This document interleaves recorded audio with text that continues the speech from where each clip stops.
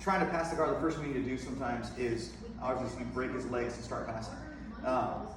No-gi and new school guys are open guard, they're working butterfly, going to half guard and doing stuff like that. But for the most part, closed guard is more of an old school way, but if you get somebody with really good ankles and really strong legs, it's going to be very hard to pass that, okay? So it's hard to pass from your knees, and a lot of people start passing standing up because it's easier to pass, but it's still possible to pass from your knees. So we're going to go over a couple of those things on how to start breaking the legs and start passing from the legs, okay? So as he wraps me up, okay, if he's doing a really good job about, holding me in, a really good closed guard, exactly. He's going to bring his knees right under my rib cage, like I already feel some pressure there, and his heels are going to be on his, bending down towards his butt and bringing me towards him. And somebody with a really good closed guard, as soon as he starts bringing his hips to his head, he's going to break me down, and now he's got my arm, he's getting my hand to the mat, right, for rubber guard stuff, or he's just getting me in a really awkward position. So I have to make sure that I stay in a really good upright position, not looking up, looking kind of like at a 45-degree angle towards the ceiling, like right where it meets is the easiest way for me to do it, right? So I can keep that position.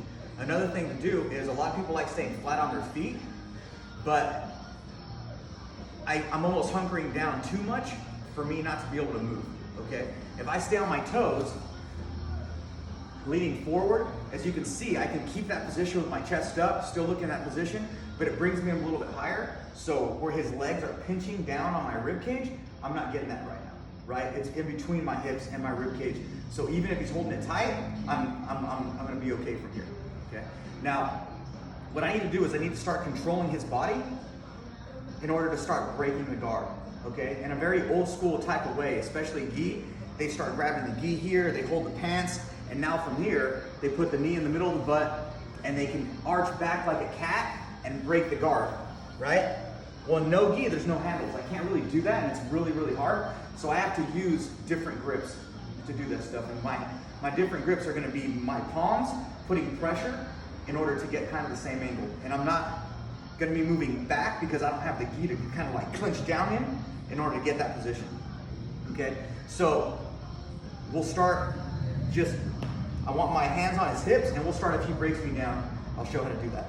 But as soon as my hands go on his hips, I do not want my elbows out because he just brings his legs intimate. Boom, he breaks me down again, and I gotta start from level 0 again, okay? So I'm getting to this position, but my hands are kind of pushing down to the mat, and my elbows are inside, okay? I'm not really doing that like cheater move where I'm just pressing my elbows against to open them up. I'm gonna actually use technique, okay? So my hands are cupping his hips, pushing him down, and I'm gonna get that same position where I don't want to lean forward too much, but I still have to move laterally to get my knee in the middle of his butt here, okay? But because I'm putting so much pressure down on his hips, it's difficult for him to just pull me down without, with me just like falling down, okay?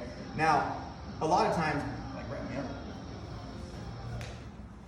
So when I get to that position here, no-gi, because I don't have grips to kind of push him away, this might be as far as I can arch back like a cat, right? So what I need to do is I need to work that 45-degree angle to start breaking that. So my knee's in the middle of his butt, I'm pressing down, my elbows are in, but I'm not counting on that just to break it. And now I'm getting an extra 4 to 5 inches as I arch like a cat back at a 45-degree angle here. And this is where I break, okay? And once I get to these positions, now I can start going to a combat base, right?